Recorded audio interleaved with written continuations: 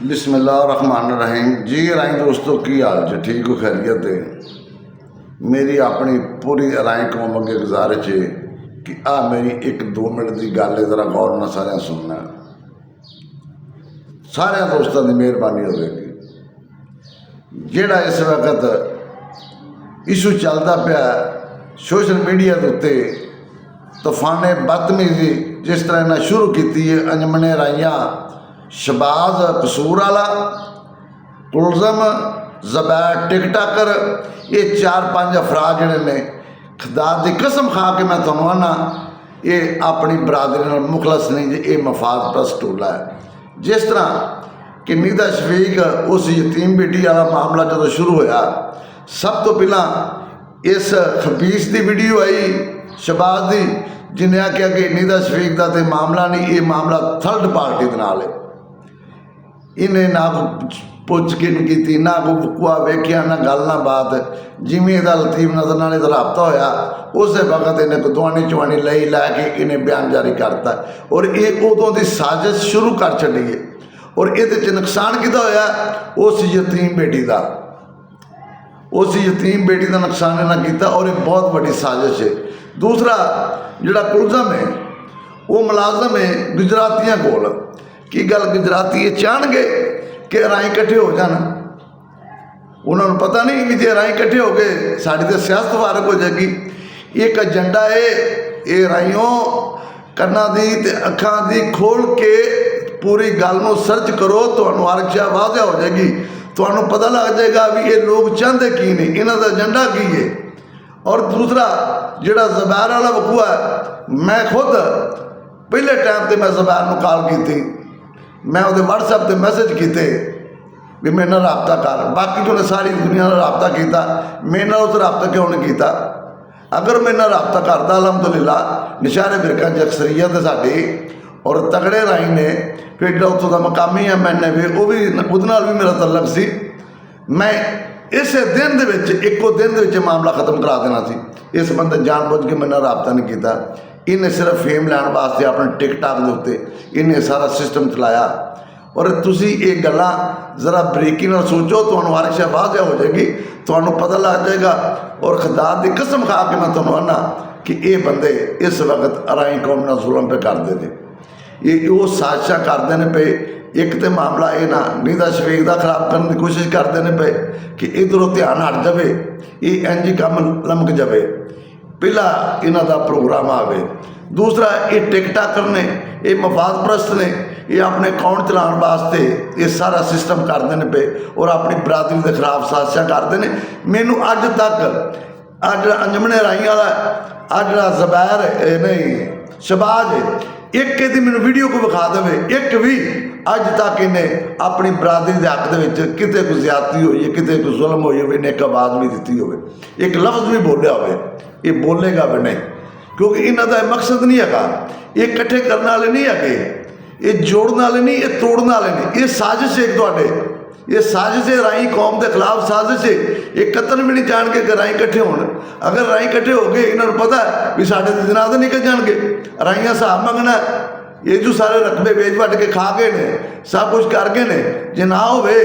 तो वो जो अपना जड़ा चोरी फजल लाई है वो जो आता है आओ मेरे नाल मसीते बह के हिसाब कर लवो, फिर इस तो वड्डी भी कोई गल हो सकती है। इन्होंने तो बिस्मिल्ला करके बहना चाहिए वो नाल, पर ये मकार ने, इन्होंने पहचानो ये जिहड़ी साजिशां जो ये करते हैं पे, ये राई कौम नूं कत्तन भी इकट्ठे करने वाले पासे नहीं, ये फसाद पछाणदे ने, ये मतलब प्रस्त लोग ने, ये अपनी बरादरी को नुकसान पहुँचाते हैं। मेरी अपनी पूरी राई कौम अगे गुजारिश है कि खुदारा इन्होंने लोगों को पहचानो, इन्हों की सर्च करो, जाके इन्हों की आईडिया जाके चेक कर लवो, तो हर शय आप पता लग जाएगा, हर एक चीज़ थोड़े सामने वाज़ह हो जाएगी कि ये बंदे चाहते की ने, इन्हों का मकसद की है, तुहानूं सारा पता लग जाएगा। और दूसरी गल रही मेरे खिलाफ वीडियो पाने की, मेरे न्याय देने तो बाद भी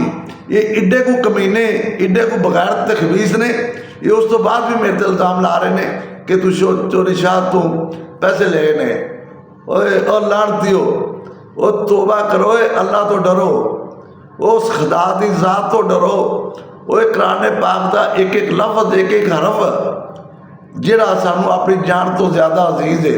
मैं उस खिताब के उत्ते हरफ दिता सी और अपनी अराई कौम नूं दिता सी, तुहानूं गंदियां नूं नहीं दिता।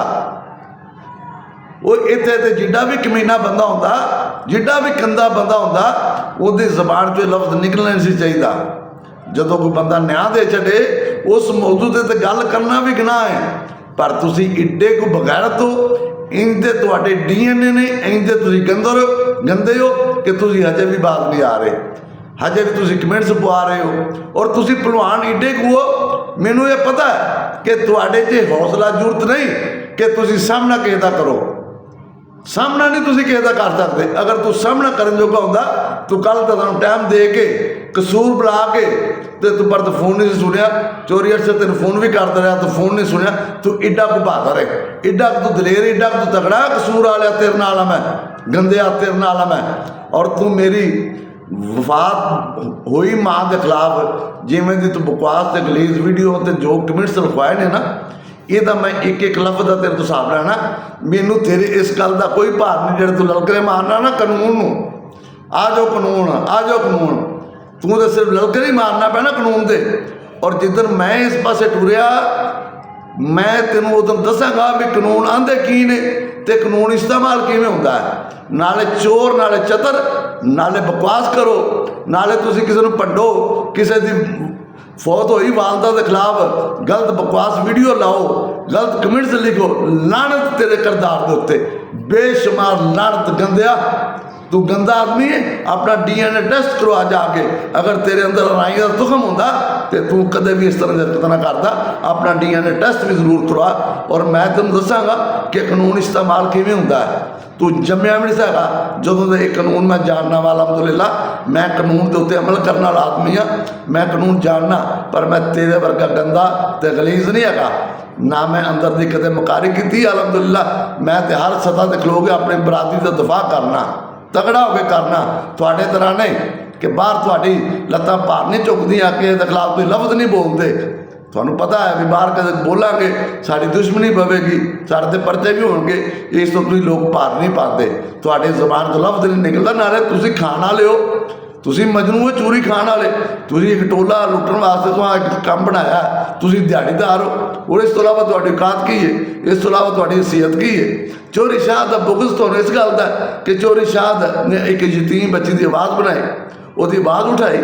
ਉਹਦੇ बुगज ਦੇ ਵਿੱਚ ਤੁਸੀਂ ਇੰਨੇ ਡਿੱਗ ਗਏ ਹੋ, ਇੰਨੇ ਨੀਚ ਹੋ ਗਏ ਹੋ। ਉਹ खुदा ਦਾ खौफ करो, कोई शर्म ਨੂੰ हत्थ मारो, बजाए दे कि ਤੁਸੀਂ ਉਹਨੂੰ ਕਾਪੀ ਕਰਕੇ ਤੁਸੀਂ ਵੀ ਆਪਣਾ ਮਿਸ਼ਨ ਤੋੜਦੇ,